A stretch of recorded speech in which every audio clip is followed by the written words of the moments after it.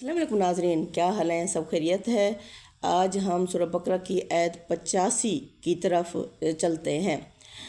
سورت جو آیت 85 ہے، اس کا جو مرکزی موضوع ہے وہ ہے کتاب الہی کو ٹکڑوں میں ماننا، کچھ احکام پر عمل اور کچھ کو نظر انداز کر دینا۔ آیت کا خلاصہ اور ترجمہ یہ ہے: پھر تم ہی وہ لوگ ہو جو اپنوں کو قتل کرتے ہو اور اپنے ہی ایک گروہ کو ان کے گھروں سے نکال دیتے ہو، ان پر گناہ اور زیادتی کے ساتھ چڑھائی کرتے ہو۔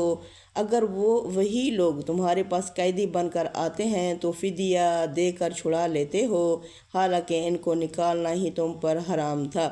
تو کیا تم کتاب کے بعض حصے کو مانتے ہو اور بعض کا انکار کرتے ہو؟ پھر اس کا بدلہ اس کے سوا کیا ہے کہ دنیا میں بھی رسوائی ہے، اور قیامت کے دن تو وہ سخت ترین عذاب میں مبتلا ہوں گے، کیونکہ اور اللہ غافل نہیں ہے ان عملوں کو جو تم کرتے ہو۔ آئیے چلتے ہیں اس آیت کے تاریخی پس منظر کی طرف کہ کیا اس کا تاریخی پس منظر ہے۔ سب سے پہلے مدینہ کے 3 بڑے یہودی قبائل جو کہ بنو نذیر، بنو قینقاع، بنو قریظہ، عرب کے 2 بڑے قبائل اوس اور خزرج، اب ان کے درمیان جو تھا حلیفانہ نظام چل رہا تھا۔ حلیفانہ نظام سے کیا مراد ہے؟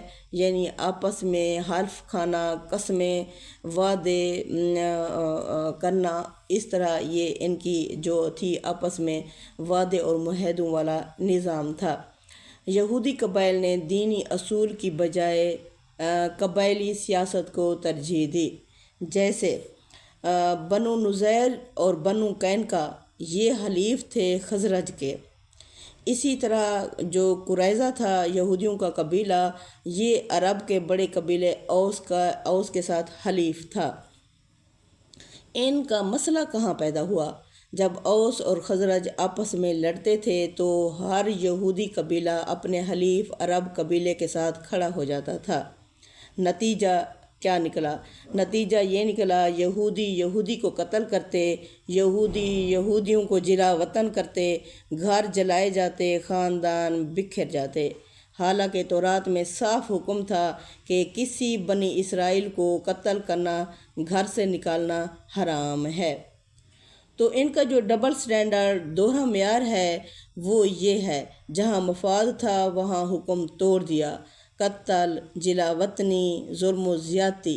جہاں سماجی دباؤ تھا وہاں حکم مان لیا، جب وہی لوگ قیدی بن کر آتے تو فدیہ دے کر چھڑا لیتے، کیونکہ تورات میں یہ حکم موجود تھا۔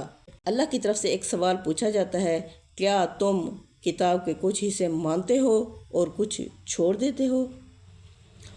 اب اللہ کا جو فیصلہ ہے وہ کیا ہے؟ اللہ فرماتے ہیں: دنیا میں ذلت اور رسوائی، اخلاقی گراوٹ، اجتماعی کمزوری، آخرت میں اشد العذاب، سخت ترین پکڑ، کوئی سفارش کام نہیں آئے گی۔ وَيَوْمَ الْقِيَامَةِ يُرَدُّونَ إِلَىٰ أَشَدِّ الْعَذَابِ، اور قیامت کے دن سخت ترین پکڑ ہوگی، کوئی سفارش بھی کام نہیں آئے گی۔ ریفلیکشن فار ٹوڈے، اصل سبق: یہ آیت صرف بنی اسرائیل کے لیے نہیں بلکہ ہر اس امت کے لیے ہے جو دین کو سلیکٹ کر کے مانے، جو عبادات لے لے، اخلاق چھوڑ دے، جو قرآن پڑھے مگر عدل، امانت، حق گوئی چھوڑ دے۔ پیغام: دین پیکج ہے، ٹکڑوں میں قبول نہیں۔ سورہ بقرہ میں گائے کا ذکر کیوں؟ گائے بکرا بنی اسرائیل کی ذہنی کیفیت کی علامت ہے۔ سوال پر سوال، حکم میں تعویل، سادہ عطا سے انکار۔ عربی نکتہ: بقرہ کا لفظ عین قاف را سے نہیں بلکہ با قاف را سے ہے، جس کا مفہوم ہے چیز کو چیر کر اس کی تہہ تک جانا، یعنی یہ سورہ دلوں کو چیر کر نیتیں ظاہر کرتی ہے۔ السلام علیکم ورحمۃ اللہ وبرکاتہ۔